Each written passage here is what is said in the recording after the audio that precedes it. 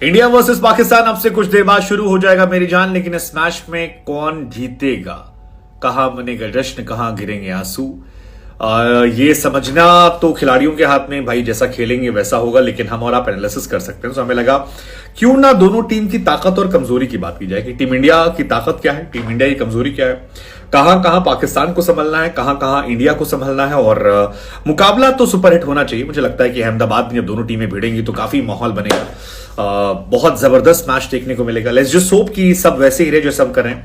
तो ताकत और कमजोरी की शुरुआत करते हैं। सबसे पहले इंडिया की बात करते हैं। मेरे हिसाब से इंडिया के लिए सबसे मुश्किल चीज जो है वो है शाहीन शाह अफरीदी। इंडिया की ताकत उसके शुरू के 4 बल्लेबाज हैं, रोहित शर्मा, शुभमन गिल, विराट कोहली और केएल राहुल। अय्यर, हार्दिक, जडेजा ये कॉम्प्लीमेंट्री है। ताकत इनकी 4 है। सूर्य कुमार यादव खिला लेंगे तो एक अलग हो जाएगा। सो इन 4 में अगर शुरुआत में आप 2-3 को डेंट मार देते हैं सो टीम इंडिया बैकफुट पर आ जाती है।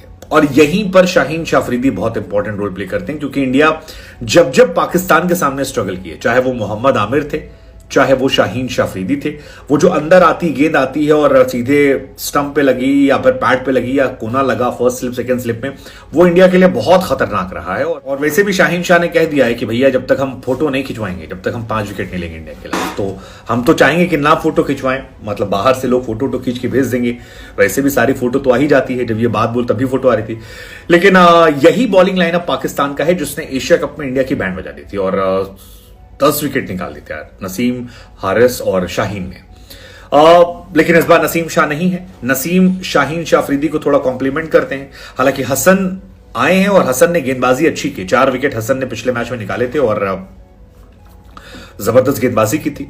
लेकिन वो टीम ये टीम अंतर है। हसन अली जब लास्ट टाइम इंडिया के खिलाफ खेले थे तो 10 ओवर में 9 ओवर में 84 रन पिटे थे। बहुत पिटाई हुई थी उनकी, धागा खोल खोल के मारे गए थे वो। लेकिन वहां पर शाहीन शाह अफरीदी संभालना पड़ेगा। तो ये 4 को आपको संभालना होगा। अगर शाहीन शाह अफरीदी के शुरुआत के 4-5 ओवर हमने बचा लिए तो उल्टा हो जाएगा, फिर पाकिस्तान का धागा खुल जाएगा। मतलब फिर पाकिस्तान बहुत पिटेगी और धागा खोल खोल के इंडिया वाले मारेंगे। लेकिन वही कहानी है कि रोहित शर्मा और शुभमन गिल या ईशान किशन जो भी हैं साथ में आएंगे, उन्हें एक मजबूत पार्टनरशिप देनी होगी। शुरुआत में जबरदस्त गेंदबाजी करनी होगी और यहां पर बचाना होगा। बाकी आई थिंक इंडिया फिर संभाल लेगी। रोहित शर्मा, विराट कोहली, केएल राहुल, शुभमन गिल, ये बेड़ा पार कर देगी। इनको लेके लोड नहीं है, लेकिन लोड है शाहीन शाह अफरीदी। आप अफरीदी से बचो, वो नाराज भी है, खौरियाया भी है और उसको संभाल लो। अब इंडिया की ताकत की बात कर ले तो सबसे बड़ी ताकत उनकी बैटिंग है। रोहित, विराट, शुभमन, राहुल, ये सब शानदार लोग हैं जो बढ़िया रन बना रहे हैं। गेंदबाजी भी हमारी अच्छी है। पाकिस्तान को भी संभालना होगा क्योंकि बुमराह जो है वो इररिस्पेक्टिव कंडीशन गेंदबाजी करते हैं। मतलब जसप्रीत बुमराह के बारे में आप कह सकते हैं कि he is one of those bowler जिन्हें कंडीशंस बहुत परेशान नहीं करती। मतलब अगर कंडीशन 19-20 भी हो, खराब भी हो, बहुत अच्छी उनके फेवर में ना जा रही हो, उसके बावजूद जसप्रीत बुमराह माहौल बनाते हैं, विकेट निकालते हैं और आपको परेशान करते हैं। और ये उन्होंने कई पिचों में दिखाया है। तो वो एक कमाल के रहने वाले हैं। कुलदीप मिडिल ओवर्स में इंडिया के लिए बहुत बड़ी भूमिका निभा सकते हैं। जैसे श्रीलंका के सामने पाकिस्तान जीत गया, लेकिन इंडिया के सामने जब पाकिस्तान आएगा तो कुलदीप बहुत बड़ा फैक्टर रहने वाला है। हालांकि कहा गया है कि रिजवान ने बहुत तैयारी की है, घूम घूम के स्वीप मार मार के कि कुलदीप की गेंद कैसे खेलेंगे।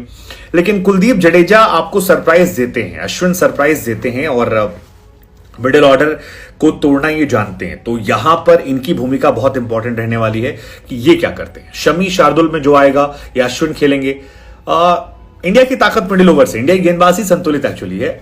बुमराह शुरुआत में विकेट निकाल लेते हैं, फिर लास्ट में बुमराह बहुत इंपैक्टफुल होते हैं। मतलब कई बार देखा गया शुरू में पिट जाते हैं लेकिन बाद में जबरदस्त करते हैं।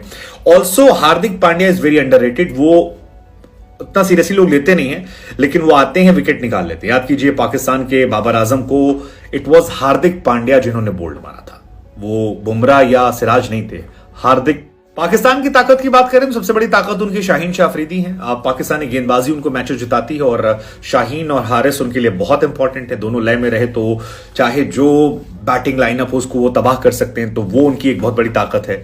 मोहम्मद रिजवान की बल्लेबाजी जो है वो बहुत परेशान करती है। मुझे तो इफ्तिकार भी थोड़े से मतलब थ्रेटनिंग लगते हैं कई बार कि वो बहुत अच्छी बल्लेबाजी कर देते हैं और ठहर जाते हैं, टिक जाते हैं, रन बनाते हैं।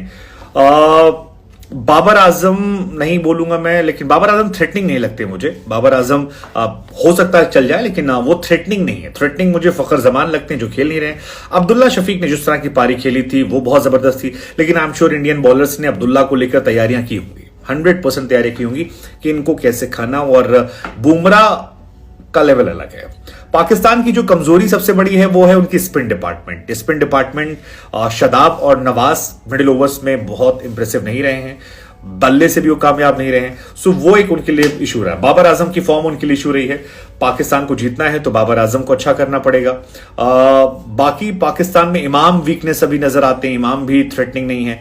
सो बेसिकली ताकत उनकी है शाहीन, हारिस, आपके रिजवान, अब्दुल्ला शफीक लास्ट मैच में देखने का वो ताकत है। बाबर को भी आप ताकत में लीजिए, वो भी बेचारे बहुत बहुत बड़े प्लेयर हैं, उनको भी आप अंडरस्टिमेट नहीं कर सकते। हालांकि परफॉर्मेंस बहुत अच्छी नहीं रही है।